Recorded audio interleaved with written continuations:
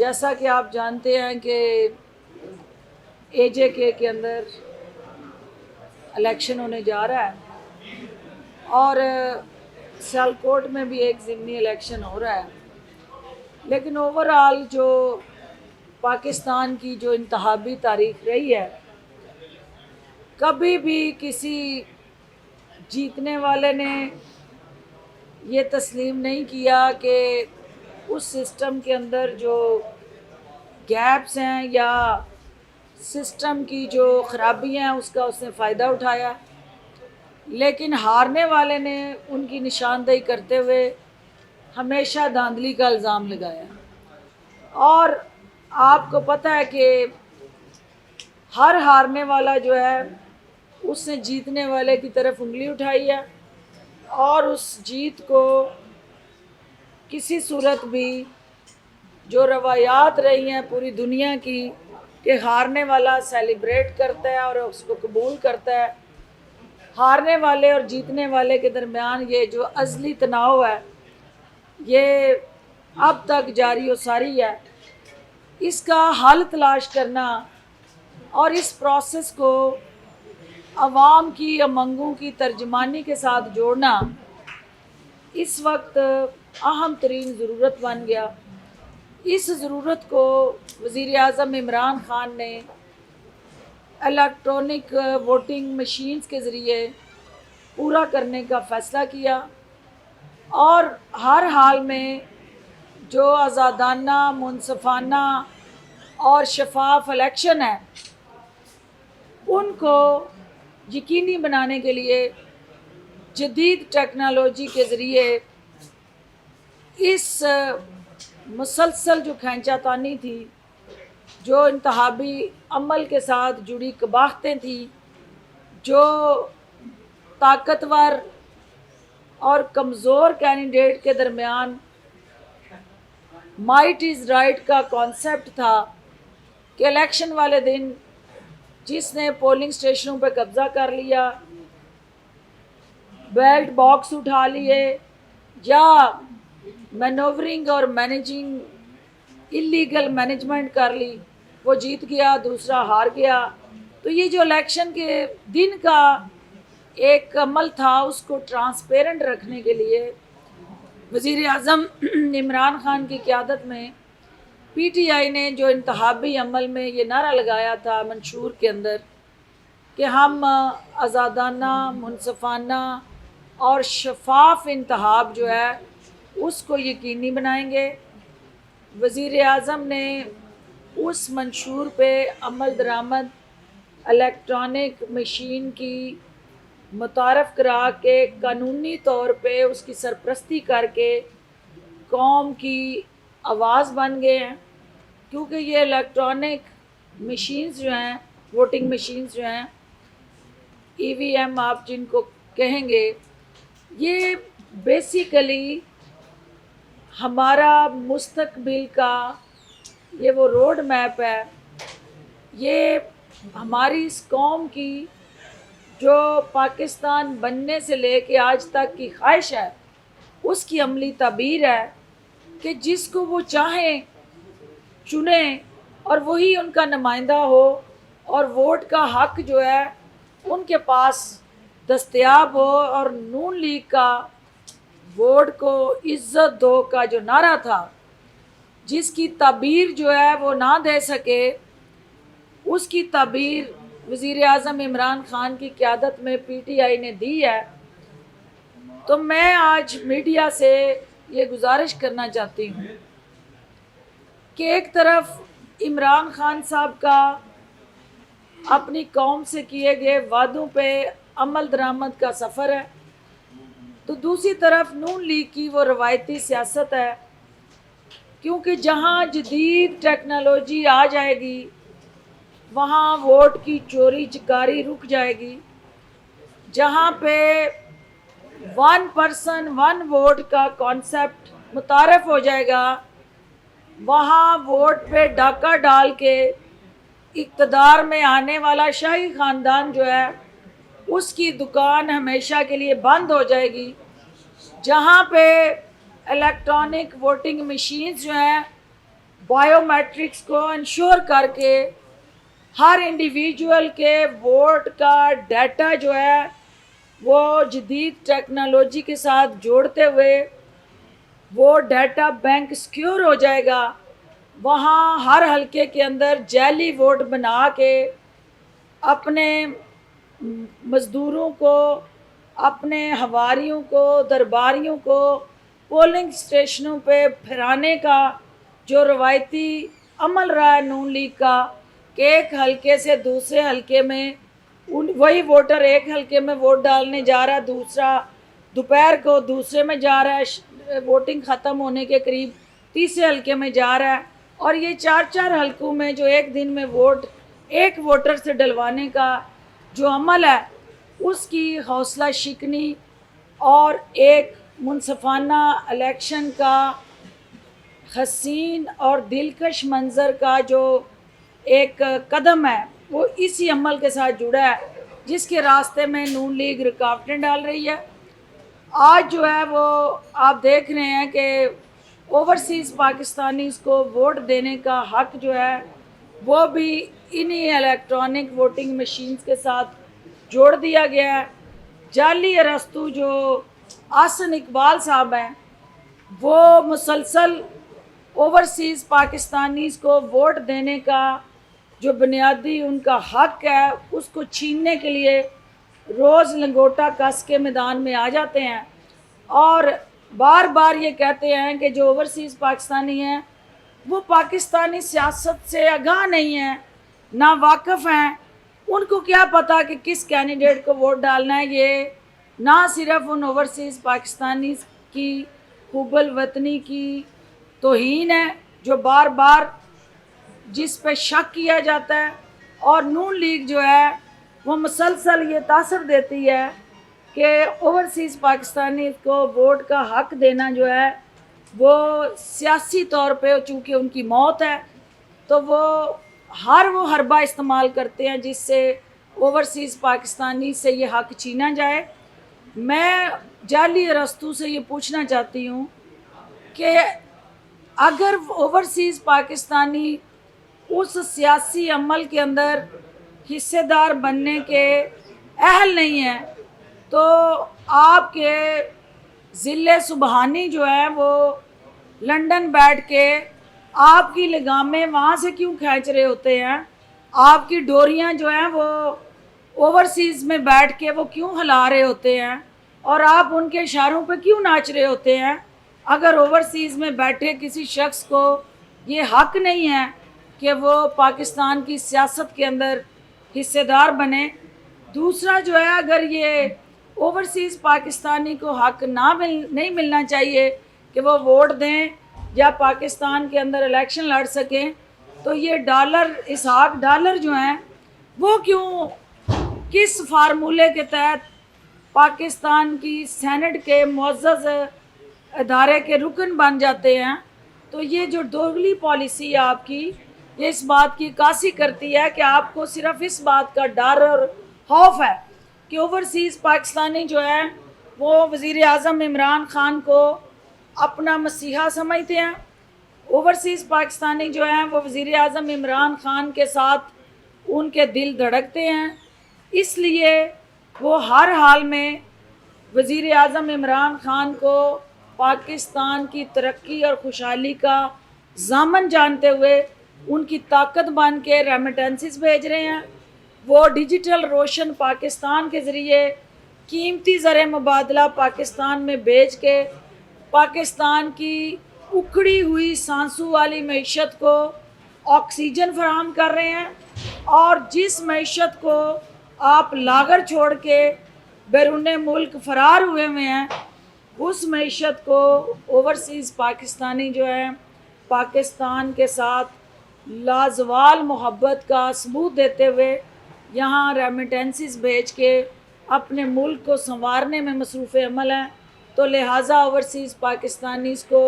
Electronic voting machine के ज़रिए हक़ देना पाकिस्तान तहरीक इंसाफ का वादा था जो वज़ीर आज़म ने और PTI ने पूरा किया है। उसके रास्ते में कोई नोहा कनी, कोई आहोब का, کوئی ماتم کی صف بچھانے والے جو ہیں ان کی کوئی نہیں سنے گا، اور یہ اس حکومت کی کمٹمنٹ ہے جس کو ہم آگے لے کے چلیں گے۔ دوسری بات جو ہے وہ جنوبی پنجاب کے حوالے سے آپ نے دیکھا کہ پہلی دفعہ یہ ہوا کہ آپ کے بجٹ کے اندر 199 ارب روپیہ یعنی 189 بلین روپیز جو ہیں وہ رنگ فینس کر کے علیحدہ اے ڈی پی کی کتاب پرنٹ کر کے پنجاب حکومت نے وزیر اعلیٰ پنجاب عثمان بزدار کی قیادت میں وہ بجٹ جو ہے وہ قوم کے سامنے رکھ دیا ہے۔ اور اس بجٹ کے اندر جہاں پہ صوبہ ہمارا سرائکی وسیب جو ہے وہ ایک خواب دیکھتا تھا کہ ترقی کا یکساں عمل جو ہے وہ کیسے ان پسماندہ علاقوں تک پہنچے، تو وزیر اعلیٰ پنجاب کی قیادت میں ڈسٹرکٹ ڈیولپمنٹ پیکج کے ذریعے اور اس علیحدہ بجٹ کی رنگ فینسنگ کے ذریعے ہم ان کے ساتھ جو ہونے والا ستیلی ماں کا سلوک تھا وہ پی ٹی آئی کی حکومت نے اس کو ہمیشہ کے لیے ختم کر دیا ہے، اور جو ان کے ساتھ دورے رویے تھے، دورے معیار تھے، اس کو روک دیا گیا ہے۔ آخر میں چونکہ بجٹ چل رہا ہے تو اس بجٹ کے اندر ہماری اپوزیشن جو ہے وہ کوئی اب تک کنکریٹ، کوئی عوام کے فلاح و بہبود کے ساتھ جڑی الٹرنیٹیو اسٹریٹجی، کوئی عوام کے ایشوز کو بنیاد بناتے ہوئے ایسا کوئی میکنزم اور روڈ میپ اس اسمبلی میں پیش کرنے سے آری رہی ہے۔ اب تک جتنی تقریریں ہوئی ہیں ان کی توپوں کا رخ یا عمران خان صاحب کی ذات رہی ہے یا وزیر اعلیٰ پنجاب عثمان بزدار صاحب کو ٹارگٹ کیا گیا ہے۔ کوئی ان کے پاس نہ متبادل حکمت عملی ہے، نہ ان کے پاس عوام کو دکھوں سے نکالنے کا فیوچرسٹک کوئی روڈ میپ ہے۔ صرف اور صرف یہ سیاست مخالفت برائے مخالفت کے ذریعے میڈیا کی سکرین پہ زندہ رہنے کا ایک ڈنڈورا پیٹ رہے ہیں اور بہانہ بنا رہے ہیں۔ میں میڈیا سے یہ گزارش کروں گی کہ ایک طرف عوام دوست بجٹ ہے، ایک طرف پاکستان کی اور پنجاب کی تاریخ میں خصوصاً سوشل سیکٹر کو فوقیت دی گئی ہے، اور 1 کھرب سے زائد بجٹ جو ہے وہ صرف اور صرف ہیلتھ کیئر پہ خرچ کیا جا رہا ہے۔ ہیلتھ کارڈ پنجاب کے اندر بسنے والے عوام کی صحت کے ساتھ چمٹے جو ازد نما بیماریاں تھیں ان کے تدارک کی ایک کنجی ہے، اور جو وزیر اعظم عمران خان نے یہ موروثی سیاست کی دیمک تھی اس صوبے میں کہ موروثیت باپ بیٹا، اس کے علاوہ کسی تیسرے کو اس صوبے میں جگہ اور گنجائش دستیاب نہیں تھی۔ ہم نے موروثی سیاست کے دیمک کو اس صوبے سے باہر پھینک کے وزیر اعلیٰ پنجاب عثمان بزدار کی قیادت میں پسماندہ صوبے کے جو اضلاع ہیں ان کی تعمیر و ترقی کا بیڑا اٹھایا۔ اسی طرح ہیلتھ کے شعبے کے ساتھ جڑے جو عام پنجاب کے اندر بسنے والے شہریوں کی جان کو خطرات تھے، ہم نے ہیلتھ کارڈ کے ذریعے ان کی جان کا تحفظ یقینی بنا دیا ہے۔ 2 کروڑ 92 لاکھ خاندان جو ہیں وہ اس کارڈ سے مستفید ہونے جا رہے ہیں، اور ایجوکیشن کے شعبے کے اندر جو انقلاب پی ٹی آئی کی حکومت لے کے آئی ہے، سوشل سیکٹر پسے ہوئے طبقات کی اوورآل داررسی اور ان کو جینے کا بنیادی حق فراہم کرنا اس بجٹ کی ترجیحات ہیں۔ اور اپوزیشن کے پاس سوائے رونے کے، پیٹنے کے اور مایوس ہونے کے اس بجٹ میں ان کے پاس کوئی فیوچر کی حکمت عملی نہیں ہے، تو لہٰذا آج پارٹی سیکریٹریٹ میں جو پارٹی نے عوام سے وعدے کیے تھے، پنجاب کے اندر بیٹھ کے ہم نے ان وعدوں کی تعبیر کی طرف آج تیسرے سال جو ہے وہ حکمت عملی واضح کر کے اس بجٹ کے ذریعے ریفلیکٹ کر دی ہے۔ انشاءاللہ یہ بجٹ جو ہے جو پارٹی کا مینیفیسٹو ہے اس کی عکاسی کرتا ہے، اور پارٹی کے سیکریٹریٹ میں بننے والی جو پالیسیز تھیں وہ اس بجٹ کے ذریعے ایک consistent continued long term road map کی حیثیت اختیار کر گئی ہیں، اور جس میں جو ہے وہ ہر مکتبہ فکر، ہر سوچ اور ہر طبقے سے تعلق رکھنے والے افراد کے بنیادی حقوق کا تحفظ یقینی بنایا گیا ہے۔ آپ کی تشریف آوری کا بہت شکریہ۔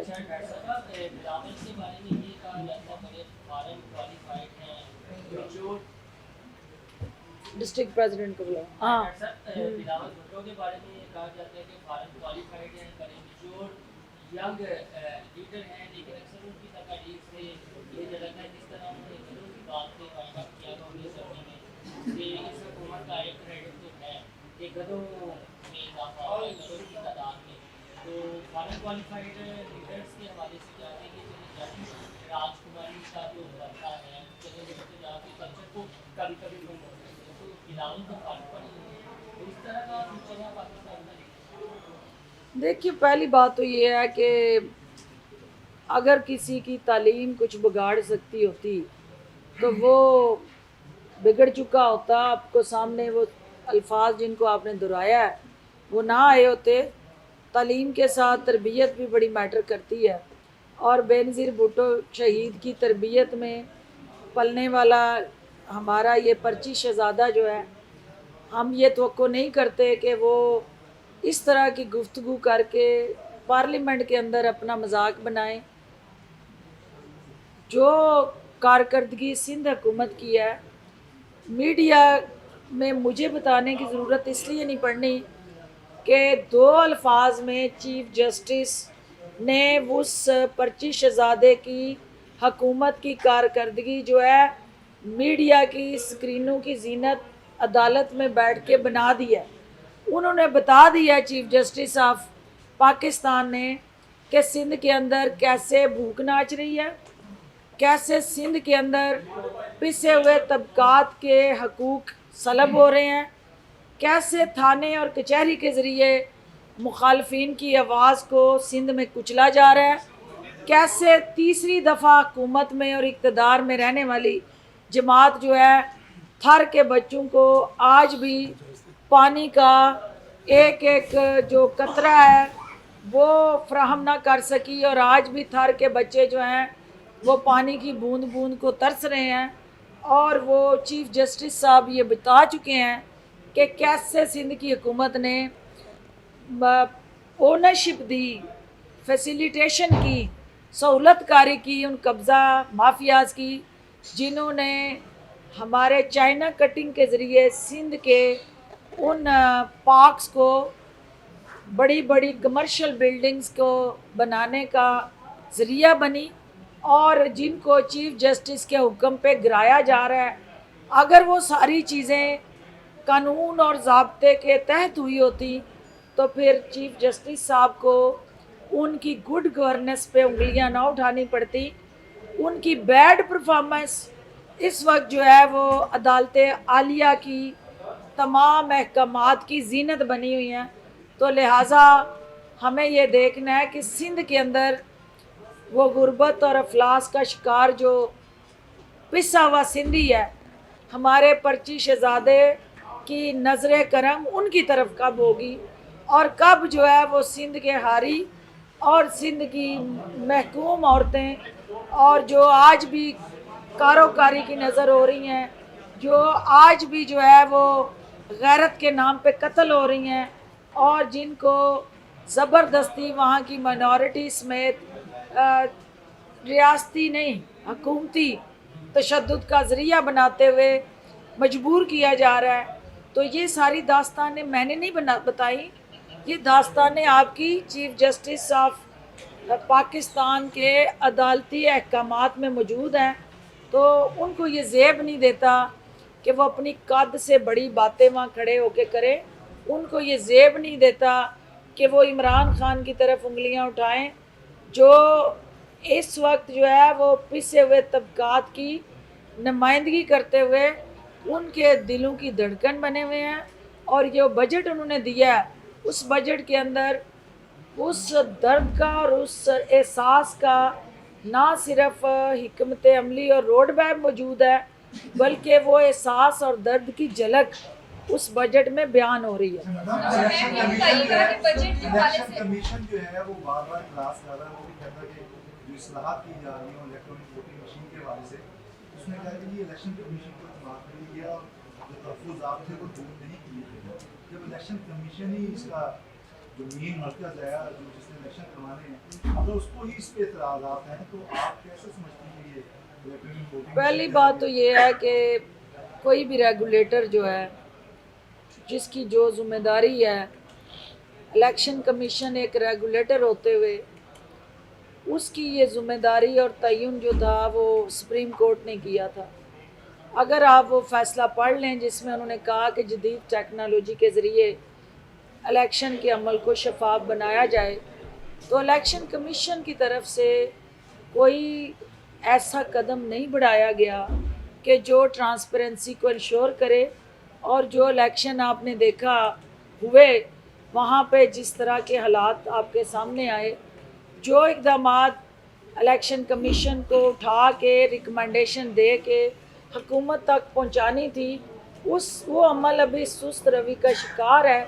تو قانون بنانا، آئین کے اندر ترامیم کرنا یہ پارلیمنٹ کا استحقاق ہے اور حکومت کی ذمہ داریوں میں ہے۔ حکومت وقت اگر ان الیکٹرانک مشینز کے ذریعے ایک ووٹنگ کے عمل کو صاف اور شفاف بنانے کی آئینی اور قانونی ذمہ داری ادا کر رہی ہے، تو الیکشن کمیشن کو اس میں حصے دار بننا ہے۔ اور دنیا کی تمام جو ڈیولپڈ ڈیموکریسیز ہیں آپ کے ساتھ ہمسایہ ممالک کے اندر بھی الیکشن کمیشن جو ہے اس کے کردار کو بھی آپ نے دیکھنا ہے، اور ہم چاہتے ہیں کہ الیکشن کمیشن بااختیار ہو، وہ فلی امپاورڈ ہو، اور آئین اور قانون کے تحت جو اس کو اختیارات دستیاب ہیں اس میں عمل درآمد کو یقینی بنائے۔ تو حکومت اور الیکشن کمیشن کو مل کے جدید ٹیکنالوجی کی بنیاد پہ اس قانون سازی کو یقینی بنانا ہے۔ حکومت ان ریفارمز کی طرف جا رہی ہے، الیکشن کمیشن کو جب وہ تمام قانون سازی کا پروسیس مکمل ہو کے جو اینڈ میں جس نے امپلیمنٹ کرنا ہے اس سارے پروسیس کو، وہ الیکشن کمیشن ہے۔ اور میں اس بات سے ایگری کرتی ہوں کہ الیکشن کمیشن کو اس پروسیس میں حصے دار ہونا چاہیے، اور اس پروسیس کو ایز اے امپلیمنٹنگ پارٹنر انہیں اپنی ذمہ داریاں آسان طریقے سے ادا کرنے کے لیے خود سے بھی انیشیٹو لینے چاہیے، اور فیسیلیٹیشن کرنی چاہیے حکومت کی بھی ایز اے ریگولیٹر، کہ دنیا کے باقی ممالک میں بائیو میٹرک کے ذریعے جدید ترین ٹیکنالوجی کے ذریعے کیسے الیکشن چوری ہونے سے بچایا جا سکتا ہے۔ اگر الیکشن کمیشن کے پاس ایسی کوئی بہتر تجویز ہے تو وہ حکومت کے سامنے لائے، تاکہ الیکشن اور ووٹ دونوں جو ہے اس پہ عوام کا اعتماد جو ہے اس کو بڑھایا جائے۔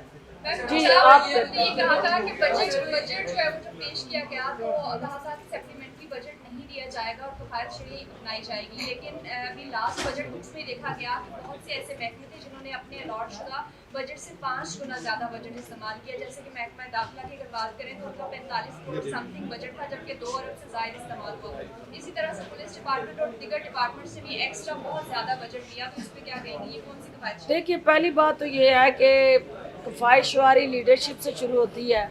اور وزیر اعلیٰ پنجاب کے دفتر سے اس کفایت شعاری مہم کا آغاز ہوا۔ میں نے وہ ڈیٹا بھی آپ کو دیا کہ کس طرح سے شاہی خاندان کے دور میں اخراجات کیا تھے، اور وزیر اعلیٰ عثمان بزدار کے دور میں کس طرح سے 55 سے 60% اس مد میں ہم نے کفایشواری کی، بچت کی. جو بات آپ کہہ رہی ہیں پولیس جو ہوتی ہے، جو آپ کی ڈیفنس یا اس کے ساتھ جڑے دیگر ادارے ہوتے ہیں اور جو انیشیٹو پبلک کے ایمرجنسی میں لیے جاتے ہیں، آپ اس وقت حالت جنگ میں ہیں کرونا کے خلاف، اور کرونا کے خلاف جب آپ جنگ لڑ رہے ہیں تو یہ ایمرجنسی میئرز جہاں پہ ریکوائرڈ ہوتے ہیں وہاں آپ کو بجٹری پلانڈ ٹارگٹ سے نکل کے اگر کہیں خرچہ کرنا ہوتا ہے تو وہ سپلیمنٹری گرانٹ میں ریفلیکٹ ہوتا ہے. کوئی ایسا خرچہ نہیں ہوا جو کسی شاہی خاندان کے درباریوں اور اخباریوں کی طرح کسی کی ذات کو اس میں فائدہ ہو. پولیس جو ہے وہ آپ کا ایسا ادارہ ہے کہ جس کو ہر وقت سپورٹ اور معاونت کی ضرورت ہے، اور جہاں کہیں مزید بجٹ چاہیے اس کو دینے میں ہم ذرا بھی ہچکچاہٹ محسوس نہیں کریں گے، کیونکہ لا اینڈ آرڈر، عوام کی جان و مال کا تحفظ یقینی بنانا ہماری ذمہ داریوں میں آتا ہے، اور وہ ذمہ داری ہم ہر حال میں انشاءاللہ نبھائیں گے.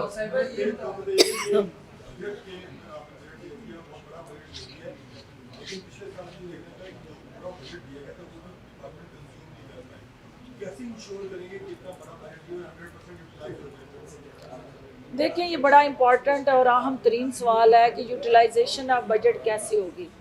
اور پچھلے سال کی بجٹ کی جو ہماری ترجیحات تھی اس میں بجٹ 100% یوٹیلائز نہیں ہوا. یہ وہ چیز ہے جس کو پارلیمانی پارٹی میں ڈسکس کیا گیا، جس کو وزیر اعظم کی قیادت میں ڈیبیٹ کیا گیا، اور الٹیمیٹلی اس کا یہ حل تلاش کیا گیا کہ جو ہی یہ بجٹ جو ہے وہ اپروو ہو جائے گا، 1 جولائی سے وزیر اعلیٰ پنجاب کی قیادت میں ایک امپلیمنٹیشن سیل بنے گا، اور وہ تمام ادارے جو ہیں یا منسٹریز جو ہیں جن جن کو یہ بجٹ ایلوکیٹ کیا گیا ہے، ہر مہینے وزیر اعلیٰ کی قیادت میں اس کی یوٹیلائزیشن اسٹریٹجی جو ہے وہ پبلک کی جائے گی، اور جو